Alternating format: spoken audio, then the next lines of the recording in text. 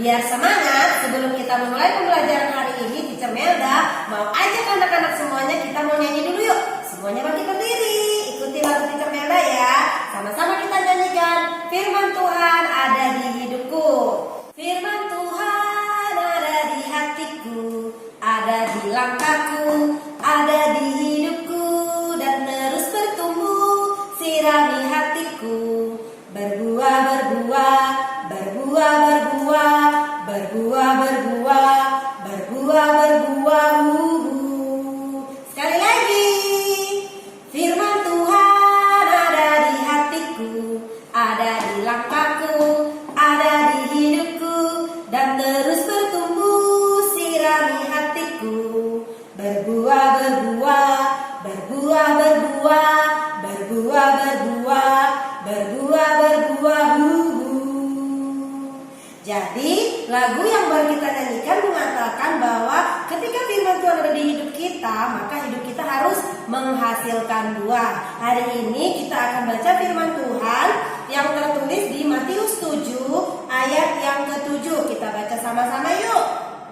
Demikian firman Tuhan, mintalah maka akan diberikan kepadamu, carilah maka kamu akan mendapat, ketuklah maka pintu akan dibukakan bagimu. Jadi lewat firman Tuhan ini mengingatkan kita semuanya untuk jangan jemu-jemu berdoa, jangan jemu-jemu meminta kepada Bapa kita yang di surga. Kalau ada apa-apa biasanya kita mintanya kepada Papa dan Mama. Tapi hari ini kita belajar meminta kepada Tuhan lewat apa, teacher? Lewat doa supaya anak-anak semua yang ada di rumah bertumbuh dengan baik ya. Demikian firman Tuhan, kita mau berdoa. Tuhan Yesus, terima kasih. Kami sudah memuji Engkau, kami sudah menyembah Tuhan, dan kami sudah belajar firman Tuhan. Urapi kami semuanya supaya kami menjadi anak-anak yang menyenangkan hati Tuhan. Berkati pembelajaran kami hari ini Tuhan, biar lewat pembelajaran ini kami boleh memuliakan nama Tuhan. Terpujilah nama-Mu Tuhan, dalam nama Yesus kami berdoa, haleluya, amin. Judul tema pembelajaran kita hari ini adalah tanggung jawab iman kepada Tuhan. Subtemanya adalah doa untuk keluargaku. Lewat pembelajaran ini, anak-anak semua diajarkan untuk menghormati orang tua. Salah satu cara kamu menghormati orang tua selain dari menolong mereka adalah mendoakan orang tua. Jadi hari ini kita belajar untuk doa untuk keluargaku. Teacher mau tanya, pernahkah anak-anak di rumah berdoa? Kalau ditanya pernah, pasti Teacher Melda percaya karena kalian Kristen pasti pernah berdoa. Setidaknya mau tidur, bangun tidur, dan mau makan, kalian pasti berdoa. Sekarang yang lanjutan pertanyaannya adalah, apa yang kamu sampaikan kepada Tuhan dalam setiap doamu?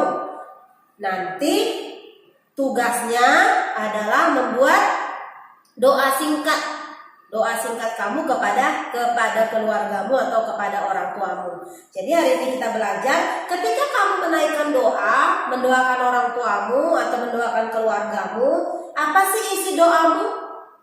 Mana yang lebih banyak, permintaanmu atau mendoakan orang lain? Tentunya sepertinya lebih banyak ke permintaanmu, permintaan kita, aku. Kalau berdoa, berkati aku, apalagi kasih aku kepintaran, kasih aku berkat. Kebanyakan aku, enggak salah gitu. Tapi hari ini kita belajar supaya kita bersyafaat, belajar berdoa bagi kepentingan orang lain, kepentingan keluarga kita. Jadi bukan hanya kebutuhan kita saja. Jadi hari ini doa yang akan kita naikkan adalah doa yang berisi tentang orang-orang yang kita kasihi dulu. Contohnya ada papa dan mama. Kalau kamu punya saudara, doakan mereka. Ada firman Tuhan yang berkata di 1 Timotius 2 ayat 1. Pertama-tama aku menasihatkan, naikkanlah permohonan doa syafaat dan ucapan syukur untuk orang lain. Jadi firman Tuhan juga menyuruh kita untuk mendoakan orang lain, bukan hanya kita sendiri. Doa syafaat itu maksudnya adalah berisi tentang ada kepentingan, ada keperluan orang lain juga di dalam isi doa kita, bukan hanya kepentingan pribadi kita saja. Itu adalah nasihatnya Paulus kepada Timotius. Kita harus mendoakan pemerintah, terlebih lagi orang tua kita dan saudara-saudara kita. Nanti anak-anak bisa lihat ada di buku halaman 55 itu tentang Ike. Ike itu dapat nilai jelek matematika, terus dia dimarahin mamanya, dia dicubit, terus dia nangis, dia sedih, terus dia pergi sama Tuhan, dia berdoa, Tuhan tadi aku dicubit mama aku karena nilaiku jelek, tapi aku nggak marah, ampuni mamaku ya Tuhan, mamaku melakukannya karena mamaku sayang sama aku. Ada berapa anak-anak yang pernah ngalamin seperti Ike, ketika nilainya jelek, mamanya marah, dipukul atau dicubit, terus kita jengkel sama papa mama, kita marah. Tapi hari ini kita belajar seperti Ike, dia nggak marah, dia datang sama Tuhan ketika dia marah sama papa mamanya, dia doa, Tuhan ampuni papa dan mama aku, tadi aku dimarahin oleh Tuhan karena nilaiku jelek. Tapi dia nggak dendam sama papanya, dia nggak dendam sama mamanya. Ike nggak pernah ngeluh kepada orang lain, dia selalu berkeluh kesah kepada sahabatnya. Siapa sahabat Ike? Tuhan Yesus. Jadi kalau kamu punya pergumulan, kalau kamu habis dimarahin mama, ceritalah kepada Tuhan, sampaikan keluhanmu kepada Tuhan. Tuhan, hari ini mama aku cerewet kali loh, aku dimarah-marahin loh, tapi nggak apa-apa sih, berkatilah mama aku Tuhan. Mungkin mama seperti itu karena dia capek. Nggak apa cerita seperti itu sama Tuhan. Jadikan Tuhan sebagai sahabat kita. Tuhan Yesus juga mengajarkan kita bagaimana cara berdoa. Yang penting dalam doa adalah bukan hanya sekedar kata-katanya yang panjang atau yang indah, bukan pula masalah harus berdoanya di mana. Tapi hari ini kita belajar doa itu harus disampaikan dengan ketulusan hati dan iman. Jadi berdoa kepada Tuhan Yesus dengan tidak jemu-jemu. Jadi berdoa itu gak cukup sekali, harus kontinu, harus terus-menerus, harus sering. Harus selalu berdoa. Kenapa? Doa itu ada nafas hidup orang Kristen. Kalau kamu gak bernafas, kamu akan mati. Jadi kalau kamu gak berdoa, kamu akan mati. Tapi kan aku masih hidup, teacher. Tadi aku gak berdoa, aku hidup. Tadi aku sebelum makan gak berdoa, aku hidup. Memang kamu kelihatan hidup, tapi kerohanianmu yang mati. Dan lama-lama kalau dibiarkan, itu bisa sampai ke tubuh jasmanimu. Jadi kita harus selalu berdoa. Doa adalah sesuatu yang penting dalam hidup kita, apalagi orang Kristen. Jadi jangan pernah lupa berdoa supaya kamu bertumbuh menjadi anak-anak yang takut akan Tuhan, anak-anak yang diberkati Tuhan. Dengan kata lain, bertekunlah dalam doamu. Tuhan Yesus berkata, tadi seperti firman yang kita bacakan, mintalah maka akan diberikan, carilah maka kau akan mendapat, ketuklah maka pintu akan dibukakan kepadamu. Contohnya nih, kamu mau sesuatu, kalau kamu gak ngomong ke papa atau ke mama papa mana tahu kamu perlu itu. Jadi kamu harus sampai, mama, papa, aku mau dibeliin ini, aku mau makan ini, harus ngomong. Jadi sama Tuhan juga seperti itu, mintalah, kita harus minta sama Tuhan. Tuhan Yesus, kasihlah papa mamaku uang yang banyak supaya kami bisa begini, supaya kami bisa beli ini dan hidupnya enak, gitu ya. Atau Tuhan Yesus berkatilah papaku, Tuhan Yesus sembuhkanlah saudaraku, seperti itu. Terus apa katanya lagi? Carilah maka kamu akan mendapat. Lewat kamu mencari Tuhan seperti apa? Ya datang kepada Tuhan. Datangnya ketika kamu berdoa, kan kamu datang, kamu melipat tangan, itu tandanya kamu mencari Tuhan.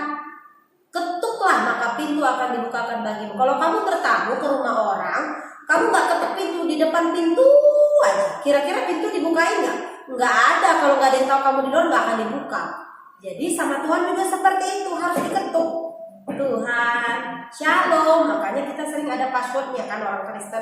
Kalau ke rumah orang, masuk ke rumah atau ketemu dengan orang, shalom, itu passwordnya. Jadi sama Tuhan juga seperti itu. Kita juga harus ketuk, ada passwordnya, harus ketuk pintunya. Harus ketuknya kayak mana? Lewat doa, pujian dan penyembah. Kita harus puji nyembah Tuhan, harus nyanyi, nyembah Tuhan supaya pintunya dibukakan sama Tuhan. Berdoalah mulai sekarang, belajar berdoa untuk ayah, ibu, kakak dan adikmu. Pokoknya semua keluargamu doakan mereka. Belajar berdoa syafaat. Tuhan akan mendengar dan menjawab doamu. Tanggung jawab imanmu kepada Tuhan adalah mendoakan keluargamu. Jadi hari ini kan topiknya tentang tanggung jawab iman kepada Tuhan. Nanti kalau ada ujian, apa tanggung jawab imanmu kepada Tuhan? Salah satunya adalah mendoakan keluargamu. Itu menjadi tanggung jawabmu di hadapan Tuhan. Seberapa sering kalian bersekutu dengan Tuhan sekeluarga? Siapa yang pernah, gak usah lah dulu seringnya, pernah berdoa bersama selain doa makan? Benar-benar bangun pagi saat teduh bareng, ada papa, ada mama, ada adik atau ada kakak, ada abang, bersaat teduh bersama, terus berdoa minta bersama-sama. Itu juga perlu dilakukan, kesatuan hati dan unity. Bayangkan sapu lidi, kalau cuma satu aja nggak bisa dia nyapu sampah. Kalaupun bisa, bayangkan berapa tahun baru terangkat sampahnya, karena cuma satu, lidinya bisa patah. Tapi kalau lidinya digabungkan jadi satu, menyapu apapun dia bisa. Demikian juga doa. Jadi kita juga doanya perlu bareng-bareng, perlu ada keterikatan, perlu ada kesepakatan, bersama-sama minta, maka Tuhan akan memberikan apa yang kita minta. Tanpa terikat dalam satu iman dan persekutuan, keluarga nggak akan kokoh. Nanti bisa-bisa papanya nggak pulang-pulang, atau mamanya nggak pulang-pulang, atau papa mamanya suka berantem, atau anaknya sama mamanya suka cekcok, atau mamanya berantem dengan tetangga, papanya mungkin pergi dengan orang lain. Jadi kita perlu mendoakan papa mamanya, perlu doa sama-sama supaya keluarganya utuh, tetap kuat di dalam Tuhan. Sekalipun goncangan corona sedang terjadi, keluarganya tetap utuh di dalam Tuhan. Kenapa? Ada Tuhan Yesus di dalam keluarga mereka yang menguatkan keluarga mereka, sehingga sesulit apapun masalah mereka di rumah, mereka akan tetap bersama-sama menjalaninya dan bersukacita. Bukan hanya sekedar berdoa bersama, tapi yang lebih penting adalah melakukan firman Tuhan. Jadi kalau kita udah berdoa baca firman, kita juga harus melakukan firman Tuhan. Makanya ada lagu mengatakan, baca kitab suci, doa tiap hari, doa tiap hari, doa tiap hari. Baca kitab suci, doa tiap hari, kau mau tumbuh. Jadi kita juga supaya bertumbuh, kita juga perlu baca kitab suci dan berdoa setiap hari. Kita bisa ngobrol-ngobrol sama Bapa, bisa menyampaikan semua keinginan kita kepada Tuhan. Ada orang yang pandai menghafal firman Tuhan, tetapi sayang tidak melakukannya. Jadi dia cuma ngomong doang tapi tidak melakukannya, tidak menjadi berkat. Sebaliknya, ada orang yang gak dapat membaca, mungkin dia gak pernah baca Alkitab, dia hanya mendengarkan firman Tuhan jika ada yang membacakan buat dia, namun ia sangat taat melakukannya. Kamu termasuk kelompok yang mana? Yang melakukan atau hanya yang sebaliknya, mendengar saja? Tapi hari ini kita belajar bukan hanya menjadi pendengar atau pembaca firman Tuhan aja. Aku sudah selesai Kejadian sampai Wahyu. Enggak. Tapi yang paling penting poinnya adalah kita melakukan apa yang kita baca. Kita melakukan apa yang dikatakan oleh firman Tuhan. Paham ya sayang?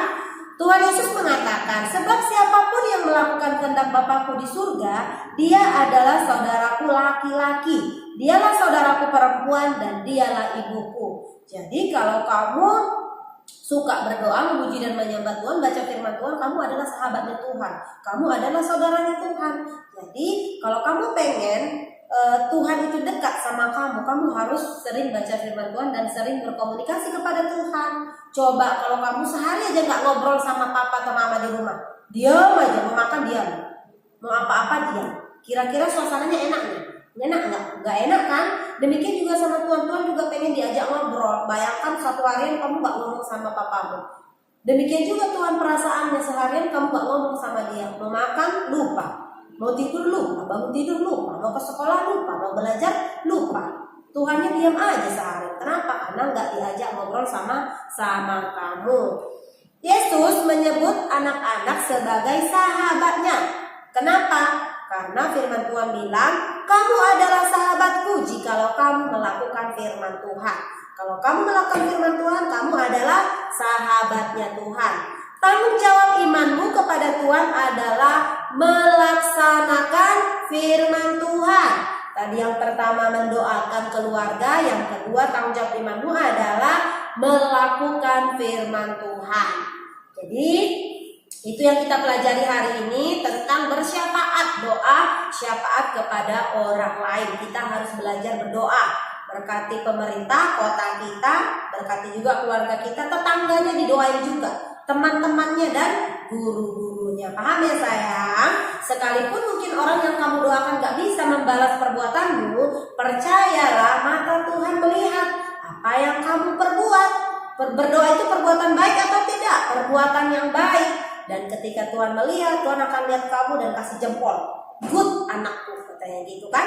Kamu akan dapat reward dari Tuhan. Jadi berkatnya pun datangnya dari Tuhan. Paham ya sayang semuanya ya?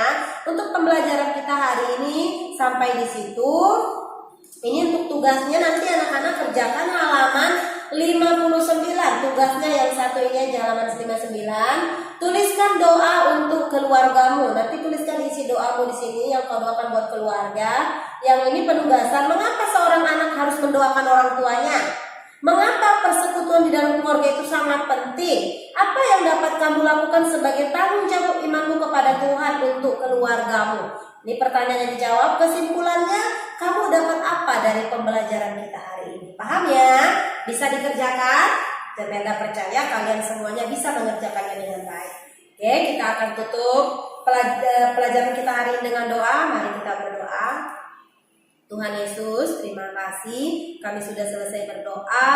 Tolong kami ya Tuhan, seperti yang firman Tuhan ajarkan hari ini, supaya kami bukan hanya menjadi pendengar, tapi kami menjadi pelaku firman Tuhan.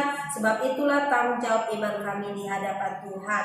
Tuhan Yesus, aku berdoa berkati semua anak-anak yang ada di rumah, berikan mereka hikmat-Mu supaya mereka mengerti, menyerap apa yang disampaikan hari ini dan mereka melakukannya sesuai dengan usia dan kemampuan mereka masing-masing. Tuhan, aku berdoa berkati keluarga besar mereka, papa mama mereka, apapun yang mereka kerjakan, Tuhan buat berhasil dalam nama Yesus.